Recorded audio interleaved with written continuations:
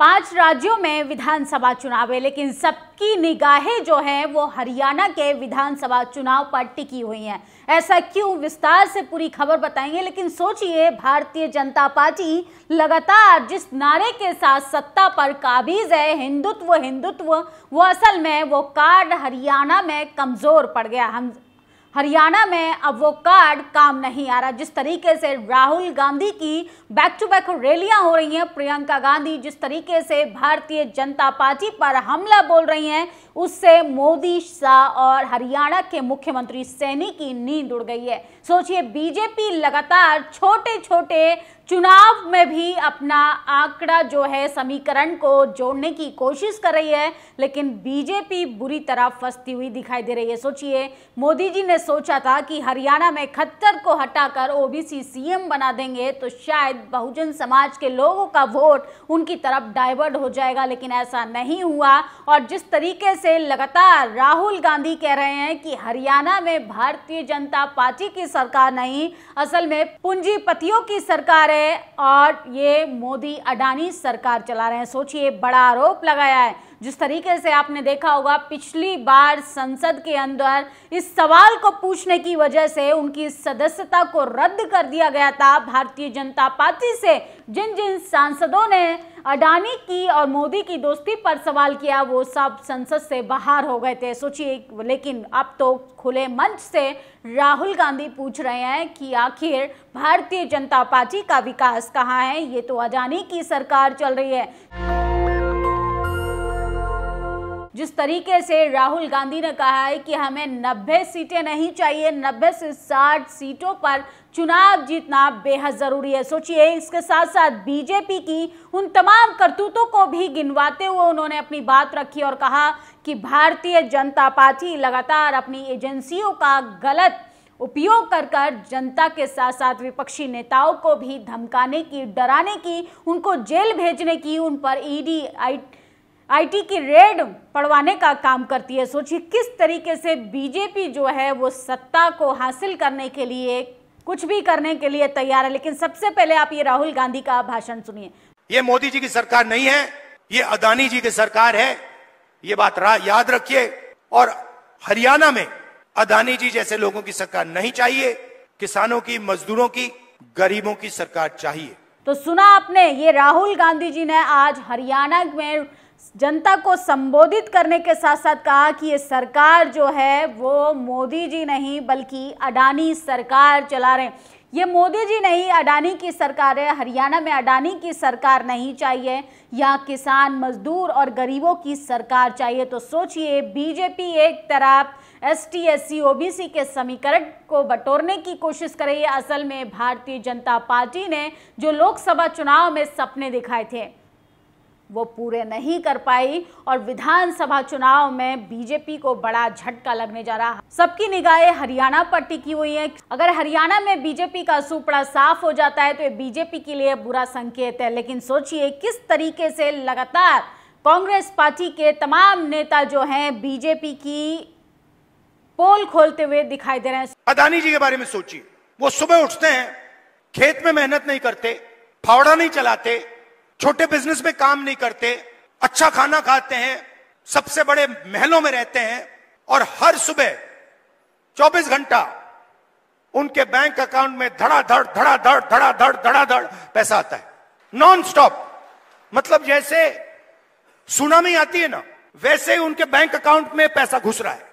और जितना ही पैसा उनके बैंक अकाउंट में सुनामी जैसे घुस रहा है, उतना ही पैसा आपके बैंक अकाउंट में से तूफान जैसे पैसा निकलता जा रहा है। सोचिए, उन्हीं के वित्त मंत्री निर्मला सीतारमण पे तो एक आरोप लगा है कि उन्होंने इलेक्ट्रल बॉन्ड के जरिए जनता से मोटा पैसा हड़पने की कोशिश की है, पूंजीपतियों को डराकर धमकाने की कोशिश की है। और सोचिए, कैसे चंदा वसूली की जाती है। कोर्ट के आदेश पर उन्होंने बेंगलोर में एफआईआर की खबरें सामने आ रही हैं। इससे अंदाजा लगाइए कि भारतीय जनता पार्टी के कैबिनेट के मंत्रियों पर यह आरोप लगेगा तो कैसे सत्ता को बचाया जा सकता है। अडानी खेत में मेहनत नहीं करते, कोई छोटा व्यापार नहीं करते, लेकिन हर सुबह उनके बैंक अकाउंट में सुनामी की तरह पैसा आ रहा है। जितना पैसा उनके अकाउंट में सुनामी की तरह घुस रहा है, उतना ही पैसा आपके बैंक अकाउंट से तूफान की तरह निकलता जा रहा है। तो राहुल गांधी लगातार किसानों की, दलितों की, पिछड़ों की, आदिवासियों की बात कर रहे हैं।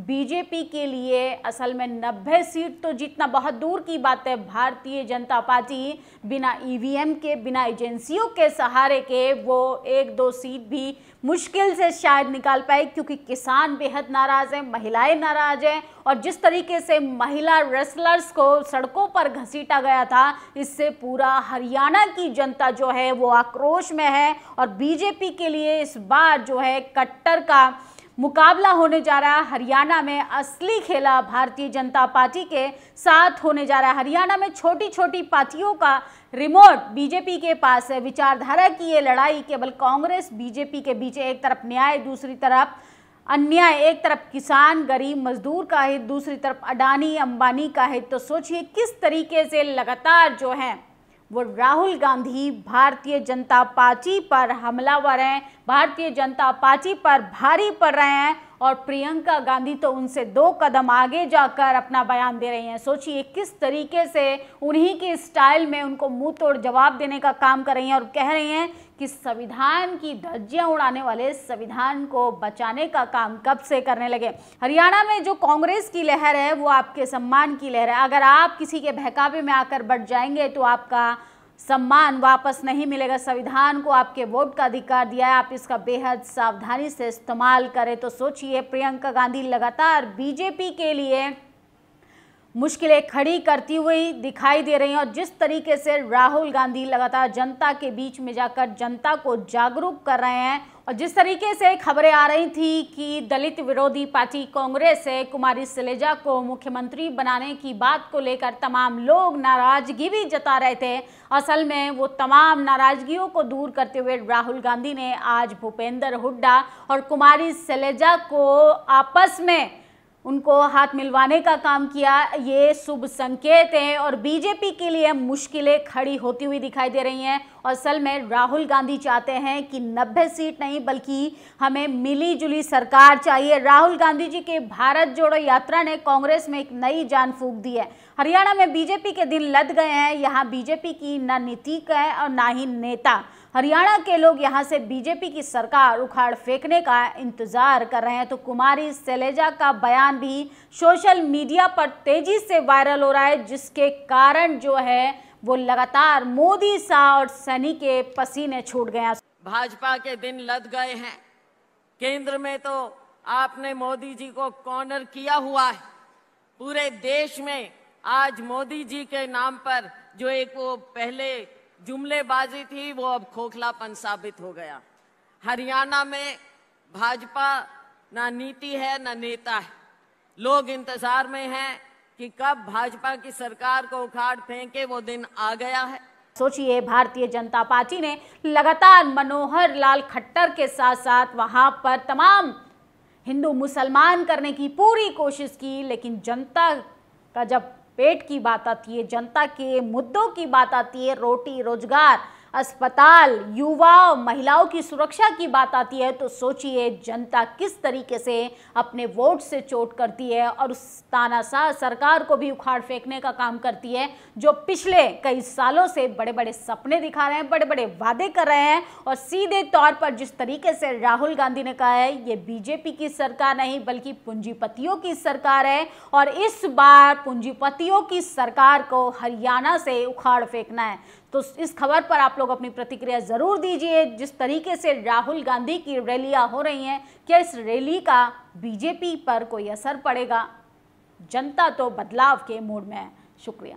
नेशनल दस्तक की आपसे गुजारिश है कि अगर इसको बचाना चाहते हैं तो नेशनल दस्तक को सब्सक्राइब करने के लिए रेड कलर के सब्सक्राइब बटन को दबाएं, फिर बेल आइकन की घंटी दबाएं। नेशनल दस्तक को बचाने के लिए बहुत जरूरी है कि हर खबर को शेयर करें, लाइक करें, कमेंट जरूर करें।